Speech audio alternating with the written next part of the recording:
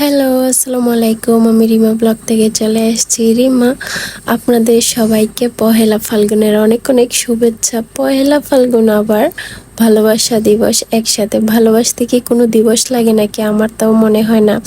এই যে হাঁটি হাঁটি পা পা করে চলে যাচ্ছি আমি কান্দির পাড়ে, কারণ আমি আজকে এমন একটা জিনিস বানাবো ফাল্গুনের জন্য, যাতে আমি ফাল্গুনে পড়তে পারি। তাও আবার পড়তে পারি না, পরের দিন পড়তে পারছি। আর আমি তো সহজে কোথাও ঘুরতে যেতে পারি না, তাই আর কি চলে গেলাম কান্দির পাড়ে। ওইখানে যাওয়ার পরে 100 টাকা দিয়ে, মানে 200 টাকা দিয়ে 2টা গামছা নিছি, আর এখান থেকে ফুল কিনে নিছি। আমার তো ফুল লাগবেই, কারণ আমি ফুল অনেক পছন্দ করি।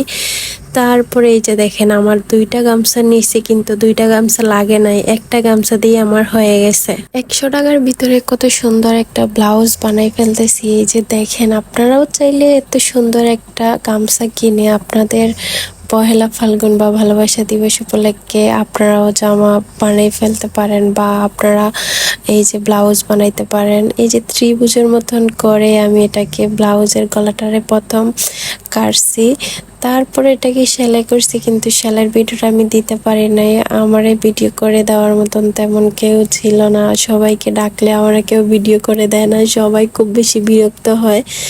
তো যাই হোক, আমি খুব নর্মালভাবে ব্লাউজটা বানাইছি তাড়াহুড়া করে, কারণ আমার একটা মেয়ে আছে, মেয়েকে রেখে কাজ করতে অনেক ঝামেলা হয়ে যায়। আমি যখন সেলাই করতে আসি, আমার মেয়ে হিসা আমাকে জড়াই ধরে ওরে কুলে নেওয়ার জন্য ও বায়না করে।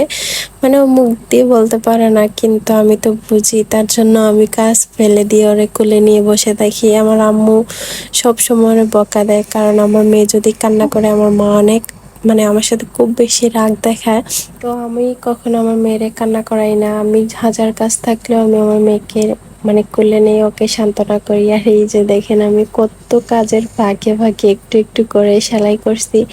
বেশি সমস্যা হয়ে গেছে। আমি যখন শাড়িটা সেলাই করতে যাই, ওই পুরোটা কাপড়ের ভিতরে পাল যখন লাগাইছি, মানে ছোট ছোট কাপড় কেটে পাল লাগাইছি, তার জন্য বেশি ঝামেলা হয়ে গেছে।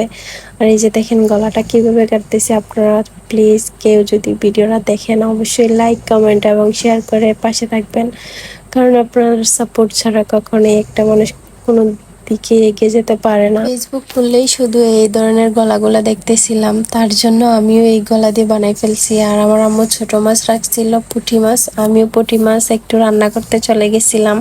আমার আম্মু স্বাস্থ্যটা তেমন ভালো না, একটু জ্বর আর পেটে ব্যথা ছিল, তো আমি রান্না করে ফেলছি। আর এই যে দেখেন, আয়শা সেলাই করতেছি। আমার মেয়ে তো আমার আম্মু রাখতে পারতেছিল না, কারণ ওরে একটু পরে পরে রাখতে হইতেছে আমার। আর আমি এখানে একটা একটা সেলাই দিয়ে মানে কোনো রকমে কাপড়টারে আটকে ফেলছি। আর এই যে দেখেন, আমি আরেকটা কাপড় বের করছিলাম, কিন্তু আমার আম্মু ওই কাপড়টা আমারে দেয় নাই, বলছে না এই কাপড়টা দিয়ে হবে না, তুমি তোমার অন্য কাপড় দিয়ে বানাও।